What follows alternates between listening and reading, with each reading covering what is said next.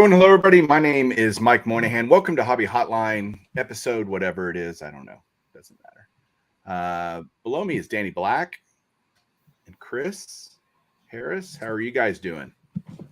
Just great. Great. Man, y'all are so enthusiastic. It's driving me nuts. I'm doing wonderful. We are in the middle of planning on opening up local card shops all over Delmarva. This is what we're working on. Well, you got to plan, a good plan starts with just an idea, and then you got to talk it out and decide why you shouldn't do all of those things. Because this is probably the only place in America that doesn't have a decent card shop. So within 3 hours. Interesting.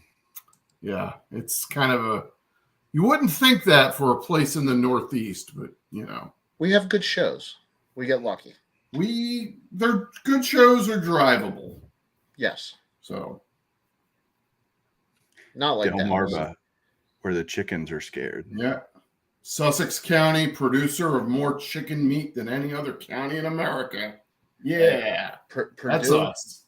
My Delmarva Shorebirds, Purdue Stadium, Jackson Holiday. Well, there was a show there this weekend, right, Chris? Yep, and I was there. It was it's not quarterly. What do you call something that takes place 3 times a year? It's not triennial. Triennial Philly show was last weekend. And it's in a new location. It's kind of outgrown the Valley Forge Casino, and it's a new facility new for the Philly show, about 5 miles up the road in Oaks. This is an improvement because the last couple of Philly shows, it was butts to nuts. Pretty crowded, and this room felt pretty wide open. This room was a lot bigger. The aisles were wider, and they were carpeted this time, which,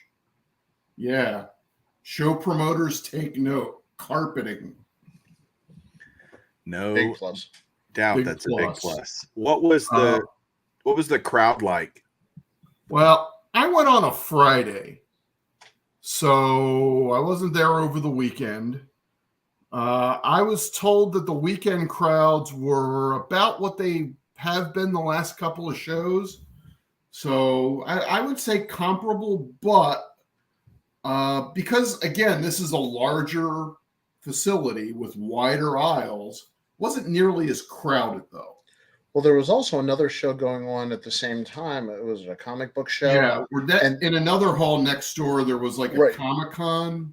So I know a lot of people that were going back and forth. Yeah. So I wonder if that... And apparently, there was another hall where there was a sneaker con going on. So I did not go to either one of those, but...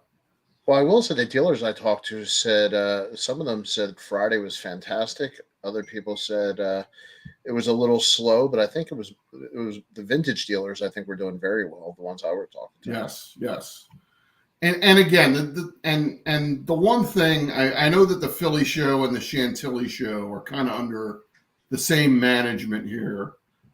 A complaint that I keep hearing from people who attend either show is the Friday sneak peek being $25 to get in. So it's normally $10 to get in. If you want to get in on Friday after 3, it's still $10.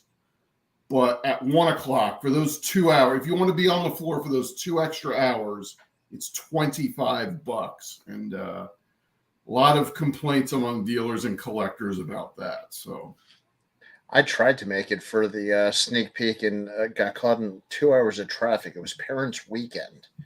I think, Mike, you had a Parents' Weekend recently, and so I didn't realize that every hotel would be full, 95 backed up.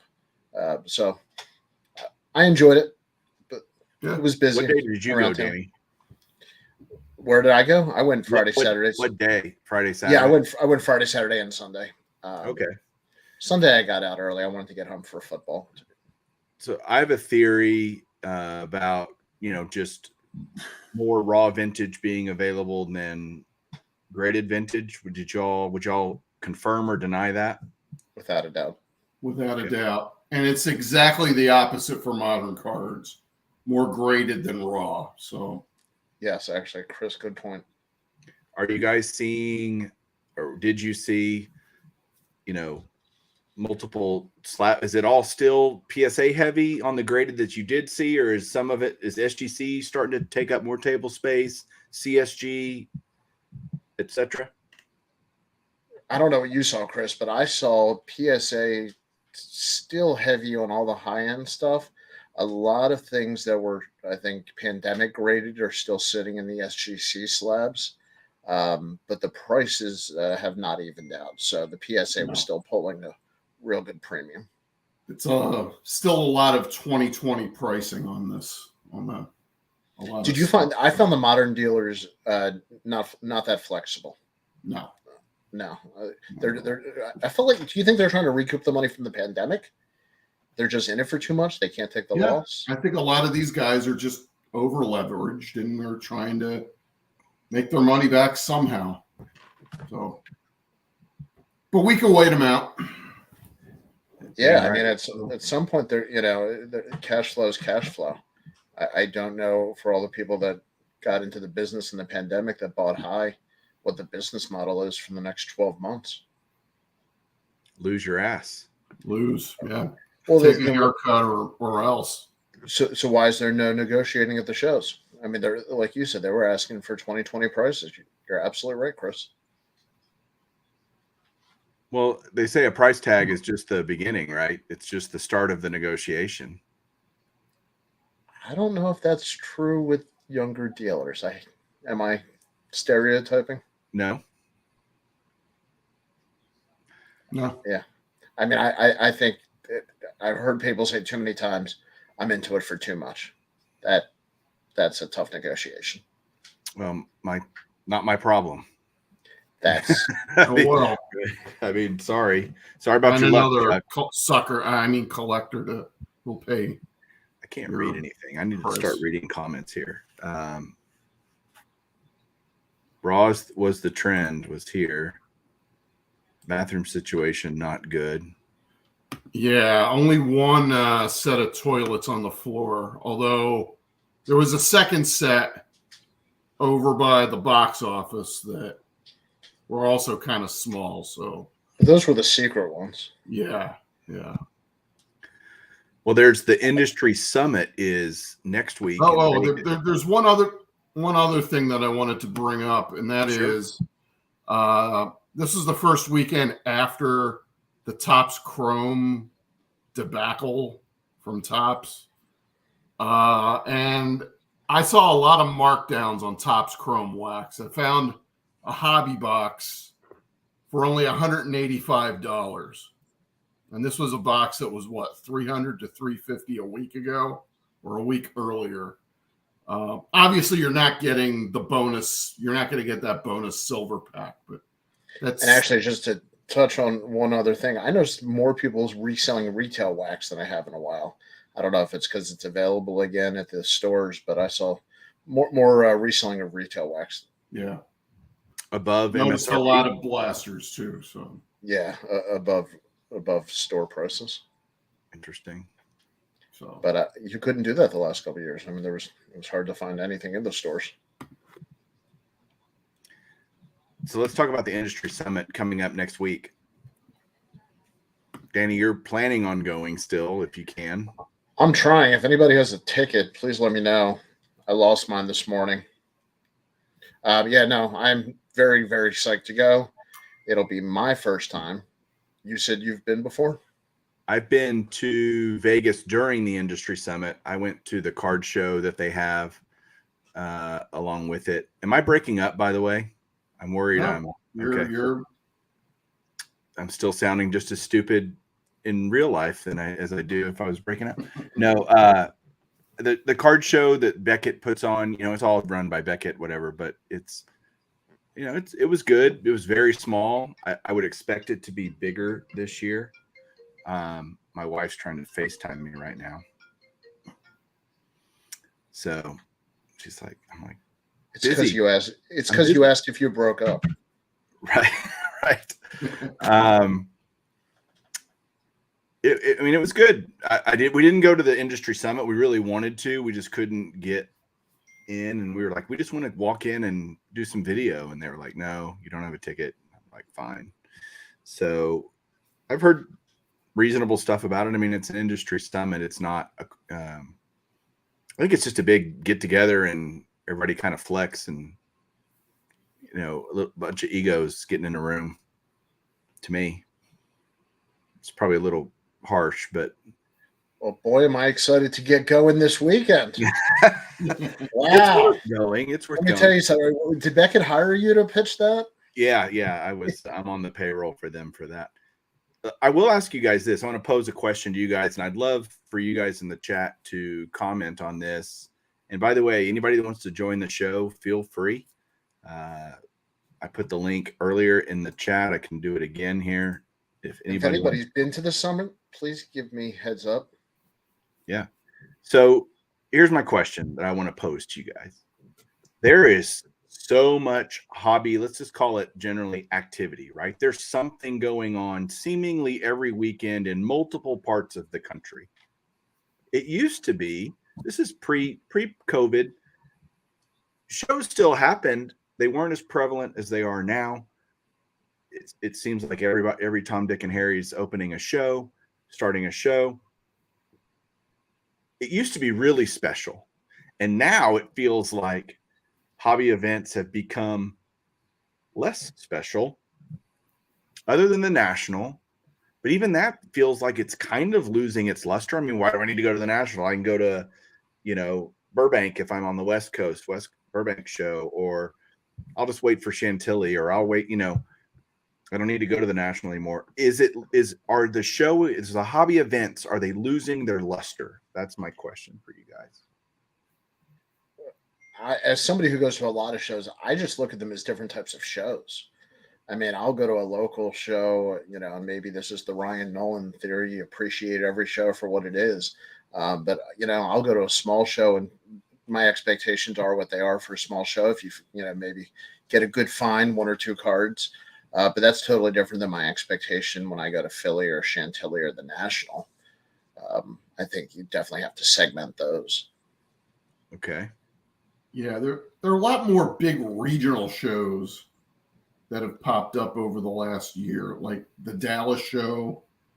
I think this weekend there was a halfway decent-sized show in Madison, Wisconsin. There are a lot more of those regional shows that I've noticed. And of course, there's the monthly hotel 25 table shows that have always been around for decades. But how many people became show promoters over the last couple of years? Yeah, we had a lot of people that all of a sudden decided to become a show promoter. Especially after they canceled the National a couple of years ago. Yeah, I think that was a big catalyst to a lot more of these larger regional shows popping up, like the Dallas show. There was a period of time around this time last year where people were on this program were saying that the Dallas show was kind of becoming almost as big as the National almost. Well, I don't know if they'd say that now, but there's that's how kind of big some of these regional shows have become. I mean, it got to the point where I felt like I had to go to Dallas. I'm trying to go in November because that's all I hear everybody talking about. I mean, never heard that before. I guess I've been going to Chantilly and Philly for a little bit, but for regional shows, I think that's grown a lot. The local shows, I don't know if they'll make it. The regional shows, I could see having some staying power, like you said. Like Burbank specifically was so overcrowded and had such demand. I think Burbank is going to be gigantic. Mark my words. In 2 years, they're going to be talking about the Burbank show like they talk about the Dallas show now or in the recent past, because first of all, Rob is a pretty smart guy, right? Rob Veras, who runs it, who runs Burbank. He's he knows what he's doing, and I think there's a longing for a West Coast gigantic show. There used to be, the San Francisco TriStar show was a big show back in the day. I sound like I'm an old man. I am an old man. But the Dallas show now, honestly, it's 6 times a year. And then on the off months, like 3 or 4 times a year, they'll have a Dallas show kind of cousin in Arlington, right by Jerry World, the ballpark, all that. So there, and that's this weekend. And I'm like, and I didn't go to the last Dallas show. I went, meh, I had better things to do, which if it was twice a year, it would, or 3 times, it would be on my calendar. I'm absolutely going because it doesn't come around that often. Now it's just become so commonplace. It's like, I'll hit the next one. So are we at oversaturation? I think that's the definition of it, isn't it? Is it just Dallas or is it everywhere?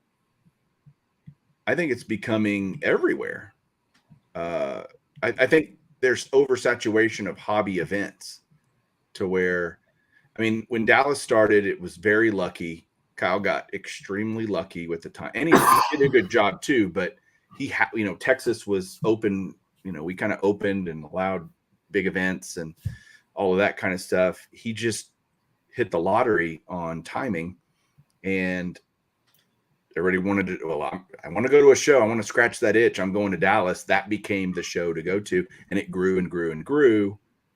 It's now still a very, very large show. Like from everything I heard from the one that just happened, tons and tons of tables, lots of people, not as big a crowds as have been coming in often. But I just think the more you do it, it gets like, meh. 2 questions. First of all, somebody asked me this the other day. It was a great question. What makes a good show for you at this point? We've all been to a bunch. At this point, what's your definition of a good show?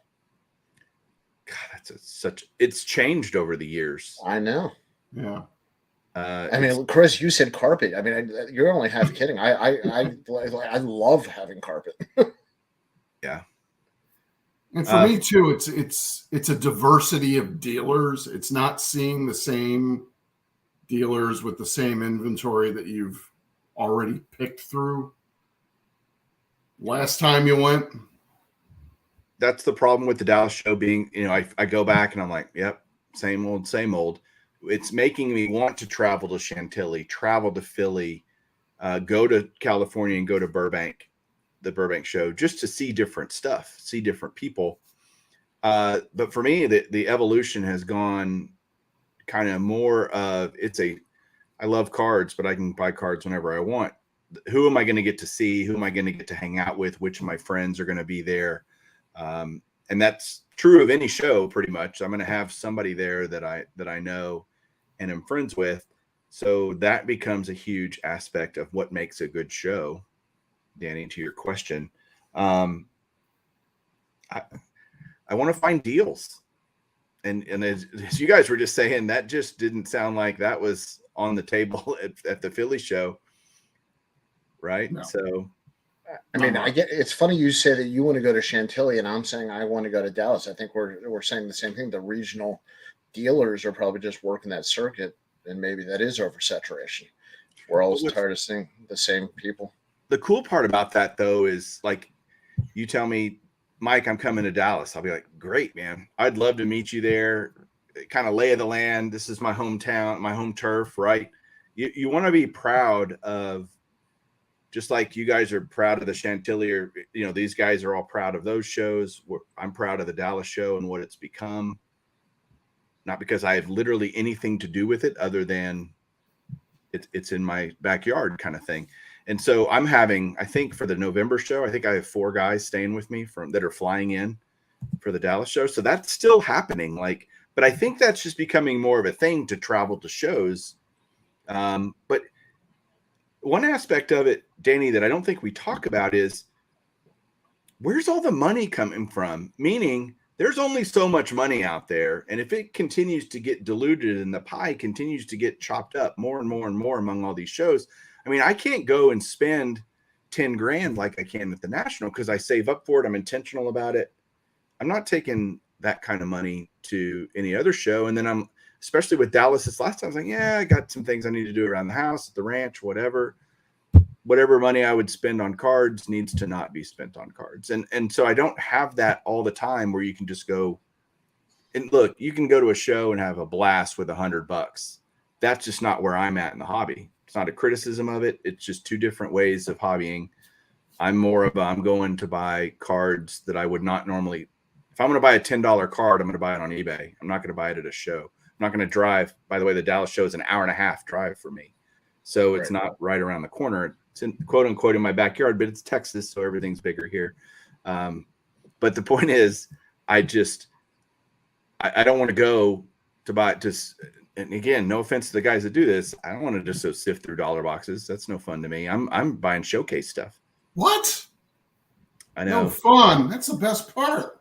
I know. And I know guys that love it. I know guys that absolutely love thumbing through the dollar boxes. That's just not my gig. Do you prefer to buy higher dollar in person? Absolutely. Of course. 100%. I've never had a card go through the eBay authentication yet. That tells you that I don't buy high end. When I buy on eBay, I'm spending a lot of $20 bills, $50 bills, $100 bills, not $1,000 or $500 or whatever would meet the threshold for eBay. So I haven't had that experience, and they've been doing it now a while, and that just goes to tell you that I buy most of my bigger cards in person or private deals. Well, that gets back to the relationships. Are card shows now socially as important as anything else for the hobby? I mean, is that really what? I think a part of that is the social aspect. I mean, the last couple of years I've gone to the Toronto Expo, which is in November. It's like 90 to 95% hockey cards.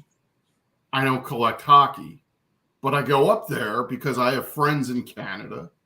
I need a little Canada in my life every once in a while too. Don't we all? And there are dealers with some baseball inventory that I haven't picked through.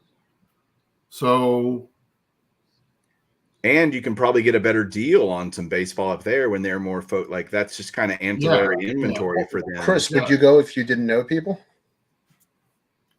Knowing what I know now, I think I would. I think it's from where I'm at, it's about a 7 or 8 hour drive to get over there.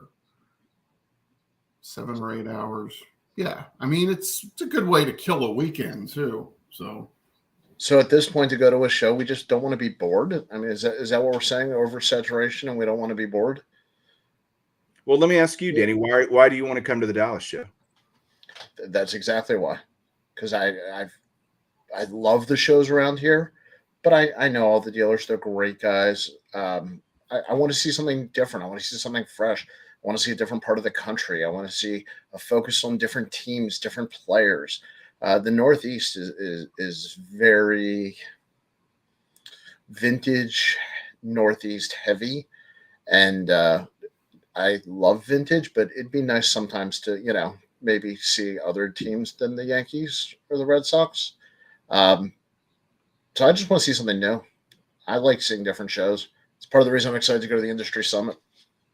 Rich says the Starlight Room at the Dallas Card Show has carpeting. He's right. And so I'll just go over there when I want to give my feet a break into that room. There's multiple rooms, Danny, when you get here. It's a big show. It's all dealers, very little corporate presence. So you'll like it.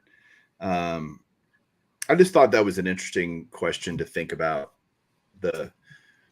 I like events to be special and fun and mark on my calendar. If I had a show every weekend, I'd get really bored really fast, and there is a show every weekend. But I do agree with you, Danny, that there's a cool, the Nashville show, the Strongsville show. There are some shows that I really want to attend. You get to go see other parts of the country. I think that's a great point. It's weird though. Is it weird that I only want to do it during baseball season when I can go to a game and kind of put all that together? I actually very, very much wanted to go any other time but November for that reason to Dallas. But no, I do that all the time. Strongsville, by the way, please don't give away the secret, is the best show in the country. And you have to go, Mike. Chris, have you ever been? I've been there once. Yes. Yeah. That's in Ohio, right? Yeah. It is Strongsville, Ohio. It's like 8 hours from my house. It's in the basement of a Holiday Inn Express. It's like a speakeasy. The elevator barely works. There's one person works in the whole hotel, and you open the door, and it's like these old dusty tables. Everybody in the room's 85 years old, and it is the single greatest table after It's like table a after time table. warp almost. Yeah. It's like a card show from like 1991. Well, it's one of the longest running. Yeah. In fact, it's all the original dealers, which is really cool. You Pretty get that much. authentic feel. All right, let me interject. I'm going to switch to a baseball question for you guys, just like talking about sports, because this does affect the hobby. But over under on Aaron Judge's final home run tally, over under 65. I'm betting the under. I'm going to say he gets one more hot streak in him. I'll take the over because I think everybody wants him to go as far as possible on the list of people in front of him. And I think that would be so much positive momentum if he could get to 66. Take one more name down. Yeah. I think think he gets to 62, maybe 63. You're probably right practically, but it'd be so much cooler if he got to 66. It would be, but I mean, they're calling it the American League record. I think we all know what we really think it is, and is it worth? How much is that ball really worth now that everybody in the world's bidding on it? There's already bounties, right? I think somebody had, it wasn't Golden, but it was some other. Leland's put $2 million on it. Yeah, $2 million. So if you got it, would you cash the $2 million or risk going to auction? I'm going to auction with that. That ball's worth a lot more than $2 million. I'd take the $2 million. Yeah. Bird in the hand. Is it really worth more than $2 million? I think there's some dumb schmuck out there that's going to pay more than $2 million for this. How much did what if he hit 63? Cartoon guy. But what if he hit 63 or 64? Which ball is more valuable? Well, how much did I'm trying to think of his name. The guy the cartoon guy Spawn, he paid like for the Barry Bonds ball. Yeah, right. Yeah.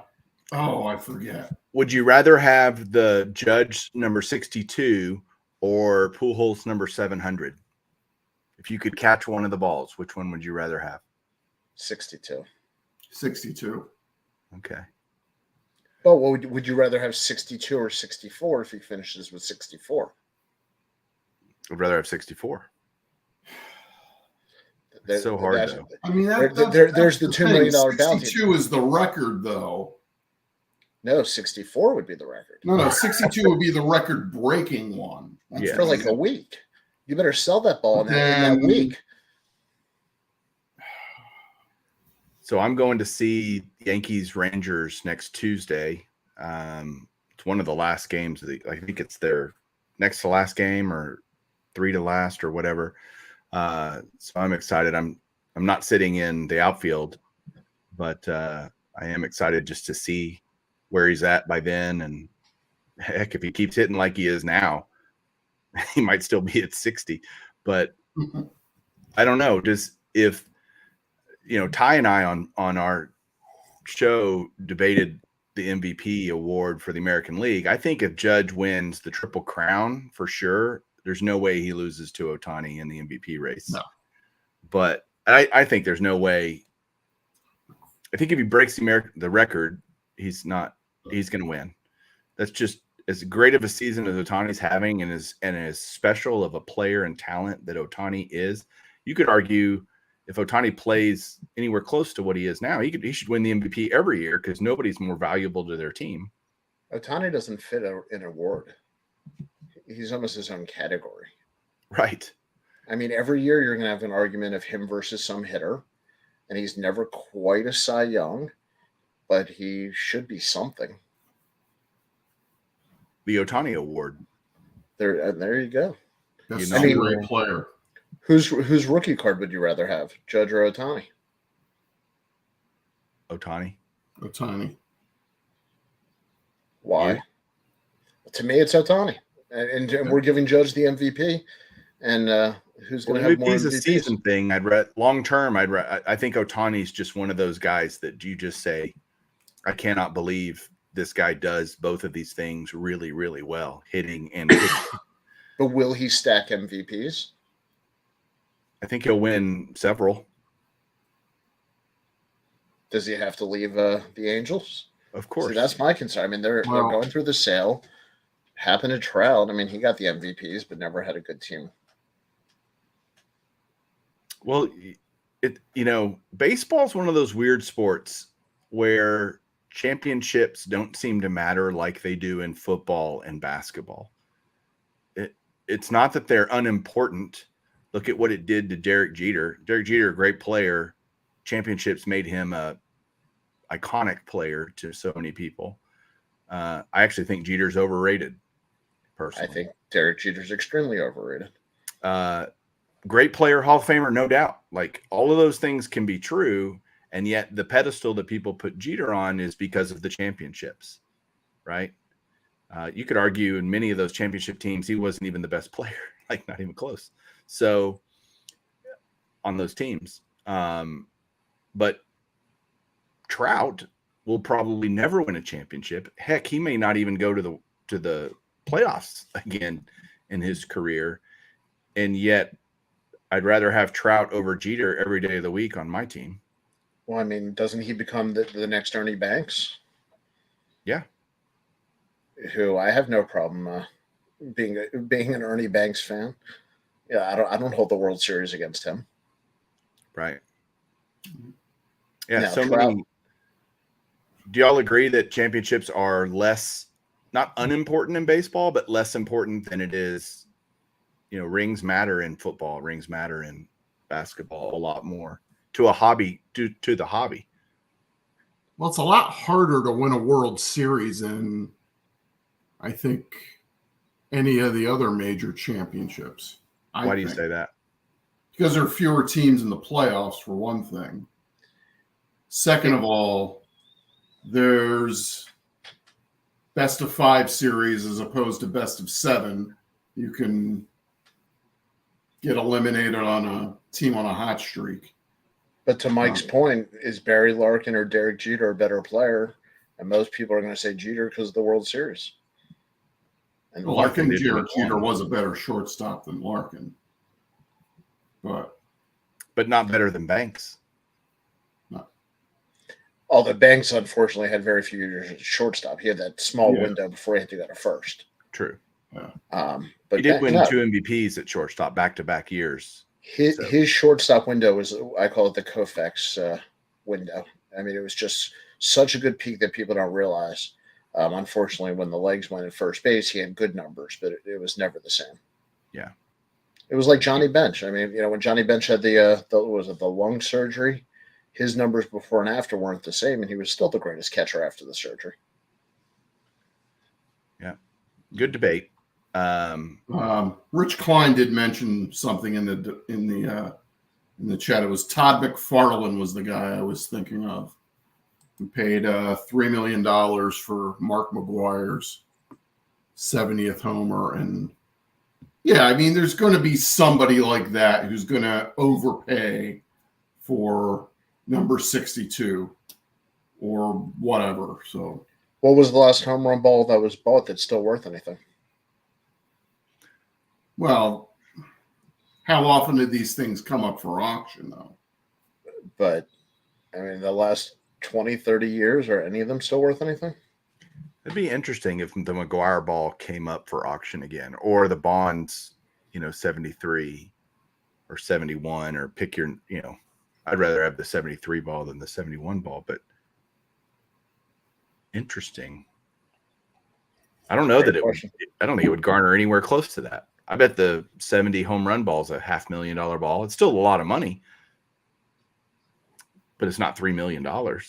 Is it more of a novelty at this point? Like we said, the Judge ball would be a record. Well, the McGuire ball was a record at the time. But like you said, nobody's paying record money for it today. Nobody's paying it as the all-time record. Yeah, that's a great perspective. It's like we expect, I don't know, that these are just going to always be this way. There's always going to be new records. There's always going to be another home run champ, of whatever hits guy, pick your thing, right? Like the whole Tom Brady last touchdown pass ball, right? We had like that was a big thing for a while in the hobby, that this guy paid some extremely gigantic amount of money for a ball that ended up not being worth really, other than touchdown number 1048 and whatever it was, right? It wasn't the last one. Staven Sports Cards. Angels hopefully sell to an owner that puts a winner around. That's just not going to happen. Well, how big is that market for baseball down there? We were talking about the Burbank show. The biggest national ever was in Anaheim.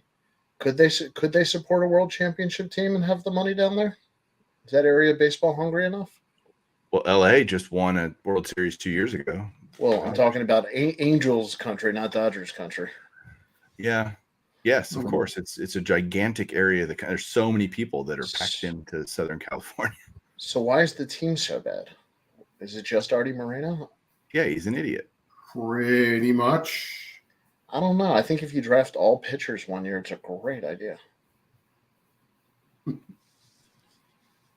Yeah.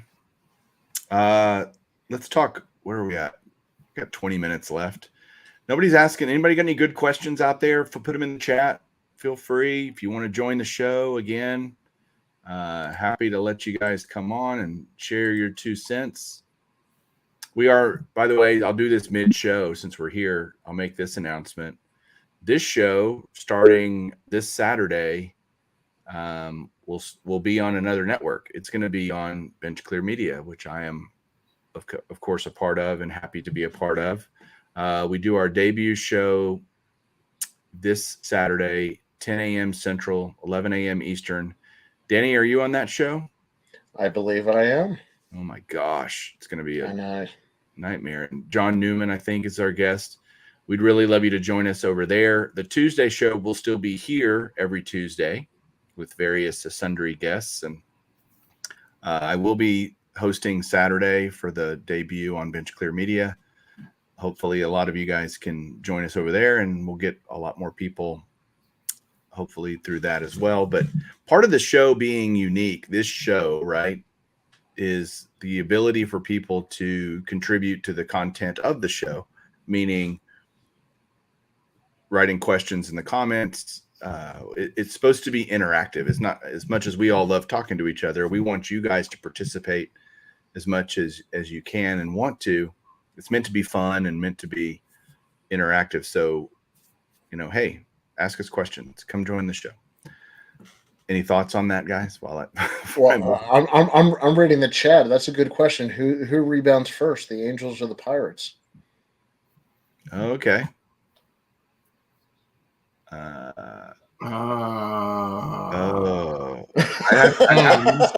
the Angels have a better foundation, right?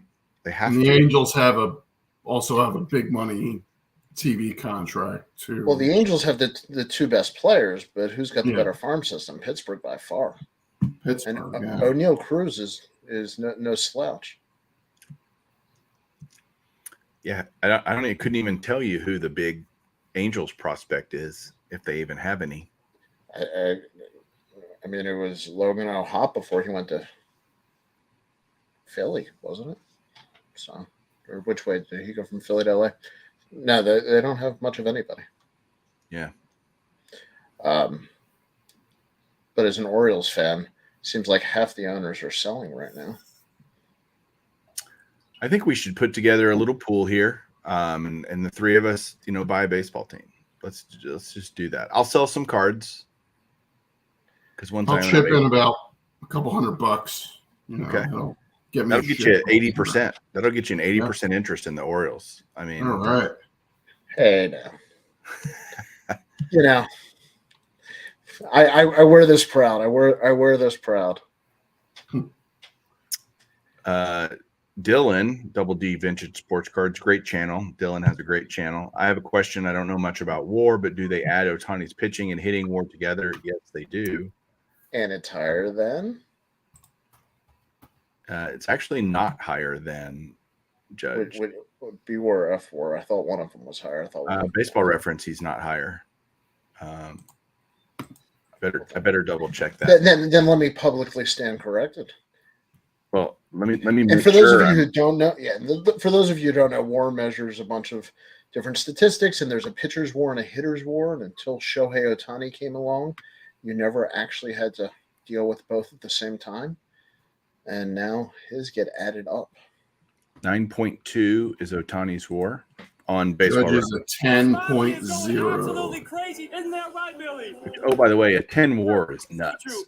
Like, yeah, that's off the charts good. Yeah, so on Baseball Reference, it's higher, but I had looked the other day and I didn't know if it had changed. I saw it like yesterday. I looked; it was 9.9 for Judge, so he's increased his WAR by 0.1. Let's talk about data a little bit. I know that's a great topic. Danny, I love data. You and I were talking about this earlier, just card data and just the evolution of card data over the decades. Data's been around forever. And once price guides became a thing in the late 70s, early 80s, we've always had card data. Mm-hmm. And you and I were talking about it offline. Danny and I were talking about it this afternoon. And he asked me a question of, didn't you use data? And I said, no. And he said, didn't you use a price guide? And I'm like, oh, yeah, I guess I did. But the reality is I never looked at a price guide to price my cards other than to go, that's interesting. That's, the up arrows, down arrows, right? Just the simple, is this player hot? I like the hot list. I mean, I read Beckett cover to cover. And I loved the art. I read the articles and what was going on and what was coming out and all that kind of stuff. What do you have to say about data, Danny? Like in the evolution of it to today? I actually think the hobby's a little bit late to the data revolution. I mean, look, Mike, you can speak better than anybody.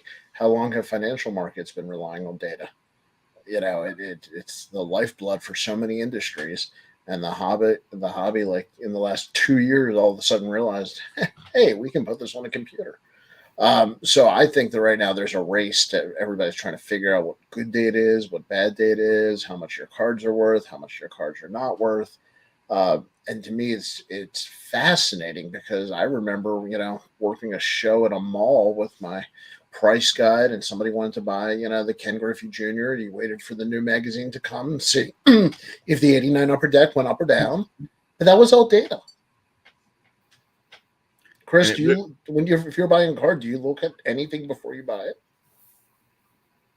Not really, because a lot of the price guides that are out there, whether they be, the Beckett Monthly Guide, are just so out of date even now. How about online? I'm talking about even and online. The thing is, eBay comps aren't really a good substitute for being. I mean, eBay is not a price guide, and I think a lot of people treat it as one. But most cards are not actually sold on eBay, so when you're trying to compile a price guide, how do you put that information in to your data model? Well, I'll reverse it. Let's say we all talked about going to a card show. Don't we all walk the floor and compare if we're looking for something? Which dealer has it? Isn't that data? Aren't we collecting prices from this person versus this person? But how much a card is worth and how much a dealer has on a price sticker are not necessarily the same thing. I mean, a dealer can price a card for, I don't know, X times 2, how much it's actually worth, but it's not worth that until it sells, until somebody's willing to pay for that price. One of my theories was, and this is what I said to Mike, I think a lot of people like the price guides and the data for validation, that they've done a good job. That's their pat on the back. And I think right now it's really interesting that, I mean, PSA, you scan your card, you get their estimated price. I mean, everything right now is pricing, even, Mike, isn't it the registry data? Yeah, of course.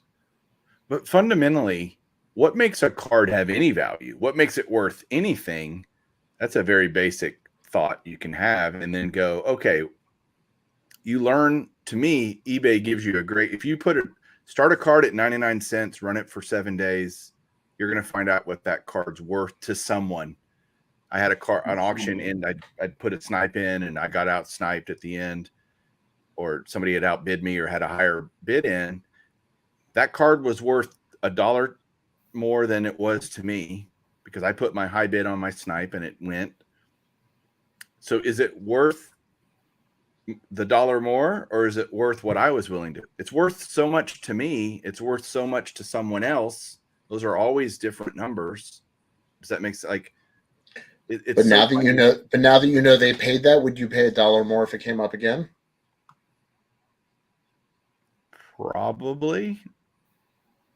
I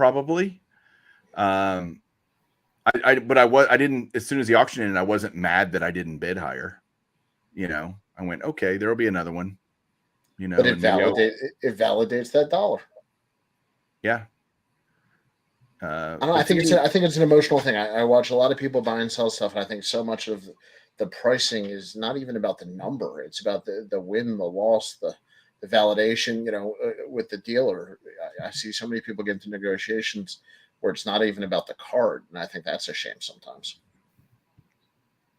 Yeah, but if a card sold for $1,000, it was worth that to someone, and we all think supply and demand, right? The curves we all learned in 8th grade economics. There's only one guy that's going to pay top dollar. Think about the Jordan, right? One dude's going to pay the most ever. That doesn't mean that card's worth that to everyone. It's worth that to Joe Schmo who bought it for $750, whatever it was, the PSA 10 that sold for the highest price, $750 grand-ish. And Dave says, value is what you are willing to pay. And I would never be willing to pay $750 grand for a Jordan PSA 10. Somebody is. But then you eliminate that guy. Now you have the next guy. He's going to pay what the next one sold for, like $740, right? And then, okay, that eliminated that buyer. Now who's next? And you start going down. Think of Dutch auction, I guess, kind of, Mm-hmm. Somebody's willing to pay a lot, but not everybody is. And I think the hobby prices stuff too. What is the most that someone's willing to pay? That someone is willing to pay just may not be what I'm willing. Like I go to dealers all the time, and I'm like, hey, the last one sold for this. I'll give you this. Some 10% lower, 20% lower. And they'll say, well, the last one sold for that. And I said, well, I'm not that guy. I didn't buy that one. I want to pay this. And I'm offering real money for cardboard. Take it or leave it. How much does online versus offline impact the prices? It should matter a lot. It should for many reasons. I'm an LLC. There's real dollar differences for people who buy online and have businesses versus some people who buy in person. Yeah, that's a real impact in the hobby. And I think if we all had our druthers, the convenience of buying online is great. But I don't like, I have to calculate into my brain, or if I bid this, I'm going to have taxes and shipping on top of that. And when I put a card in my inventory, I own this. Let's say that the auction ended at $20 and I ended up paying $27 with taxes and shipping. I say I paid $27 for that card because that's what came out of my bank account. Like, I didn't pay 20. Oh, I got it for $20. No, you didn't. I paid 27. Or no, I didn't. So I think you have to factor that in. And when you go to a show, I hear this all the time from dealers as well. Well, you don't have to pay shipping and taxes. And I said, well, you don't have to pay eBay fees either. We both Right. win. So every card should automatically be 10% less at least at a show versus what it is online. Period, paragraph. Couldn't agree more. And I love the comment, my gut comes with me to card shows. Yes, don't be afraid to just buy what you like sometimes. Don't make it all about price. If you like the card If and you you think like it's the price, overpriced, walk away. and if But you like it and you think it's a fair price, buy it. I paid more for cards than I should have just because I liked it. Yeah.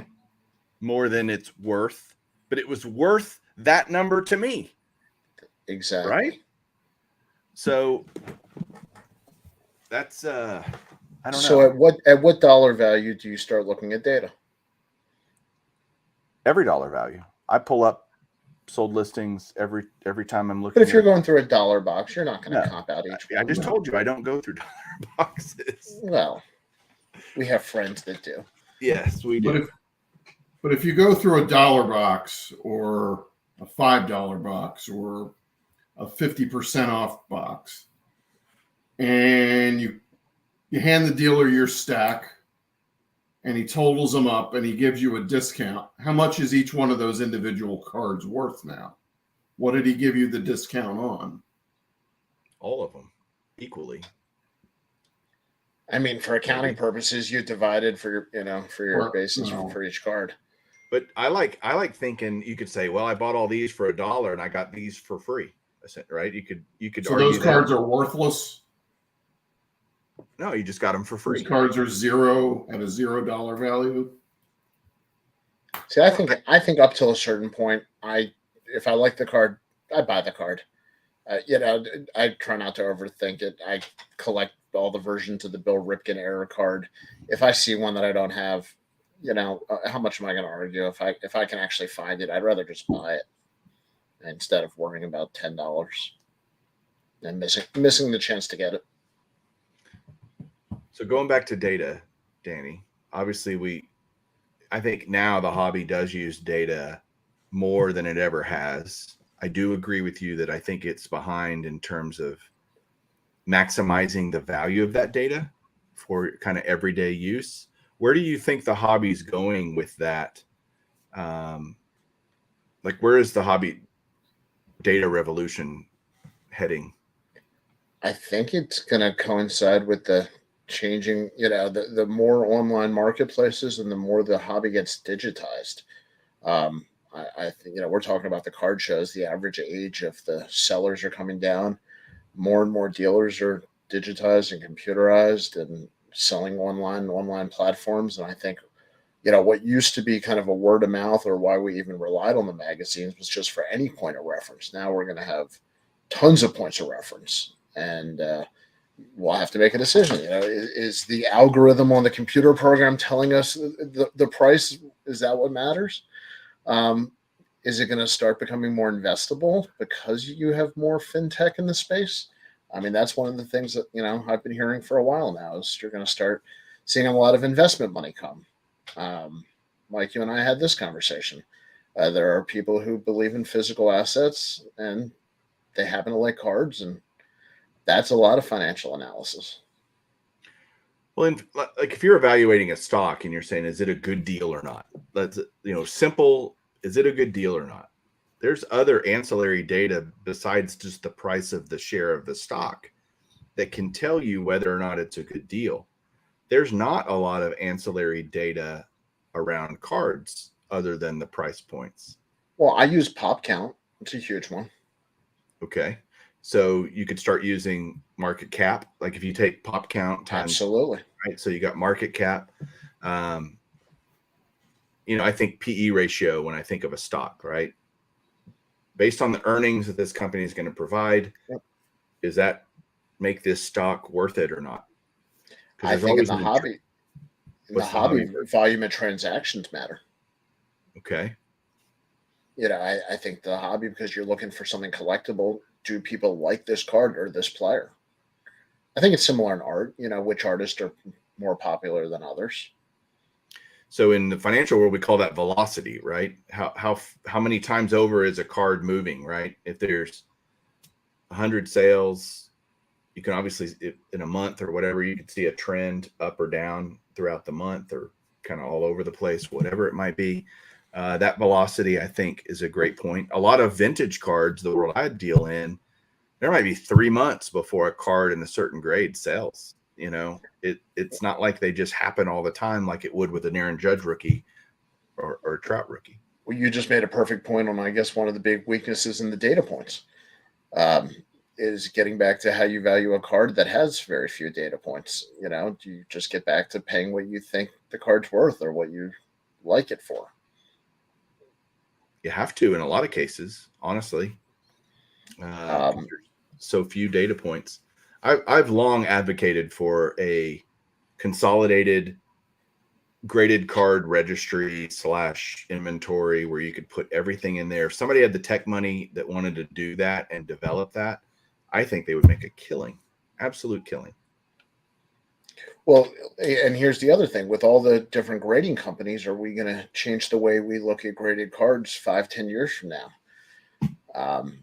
You know, is that equation going to change everything again? Because we're going to have the same amount of cards, especially on vintage, divided now instead of 1 or 2 or 3 companies, divided among 6 or 7 companies. And does that throw off? 6 or 7 companies are going to make it, though. They're going to make it for a year or 2. Then what happens to those slabs? They get crossed over. Are we going to be back to the same 2 or 3? Are they all going to go away? How many GAI you've got Derek Jeter. Slabs are out there. I mean, you've got very well backed companies with Derek Jeter. A lot of people entering the market. Derek Jeter is the only person involved in that arena club that knows anything about cards, and the only thing he knows about cards is being on them. So, but they're going to be a player. They're financed. Whether or not people like them, they're financed. And I just wonder. Sorry, Danny. DR says one thing I've been thinking about is how much money do hobbyists pay for data tools that they could have just spent on cards. It takes cash out of the hobby. Interesting. I mean, if I pay for VCP, it's $179 a year or whatever it is. That's a card I could buy, a nice, decent card, right? So, but I want that data. I want to have access to that. I use it for a lot of different things. That's a good point. It's probably not as big of an effect as we might think, But do people put their data costs into their hobby budget? Like if you can spend $200 a month on cards, do you go, well, I can only spend $195 because I'm buying Market Movers or Card Hedge or whatever it is?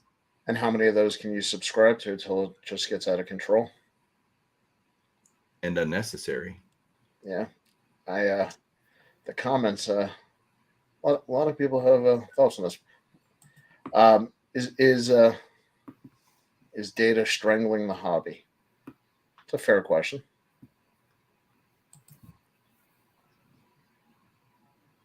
Well, if it's it's all about how you use the data, right? What are you using the data for? Well, I think when we talk about the people who bought high that are scared to sell now because they're looking at comps, that's a negative way to use the data. Chris, did you have a point? No, I'm sorry. Okay. Dylan's like, I love data. I love data on Star Trek Next Generation. I mean, he was a great character. I love turtles. We are just about out of time. We have covered a lot of things today. Chris, Danny, great conversation. Fun talking with you guys. Join us Saturday on Bench Clear Media, where we'll do the Saturday edition, the debut edition there. Chris, tell everybody where they can see you. On Twitter at Stale Gum. And you can check out my other project, baseballcardpedia.com, and a bunch of old ball blog posts from 10 years ago at stalegum.com. So, Danny? You can find me at Sports Ball or hanging out with Chris looking for card shops. Nice. And I, of course, am pretty much wherever you're watching a hobby video. Chasing Cardboard, Bench Clear Media, Baseball Collector. I've been on Danny's show. That was the first time we met, actually. It was me showing up to your show. And it was the first time we talked about the Universal Set Registry that we won't drop. It was. It still doesn't exist, but that wasn't that long ago, I guess. But somebody will figure that widget out. But thanks, everybody, for watching. Thanks for listening. Appreciate you. Hope everybody has a great rest of your week, and we'll talk to you soon. Keep collecting. keep on rocking in the free world. Oh, I got to go to that this thing. See you guys later. All right.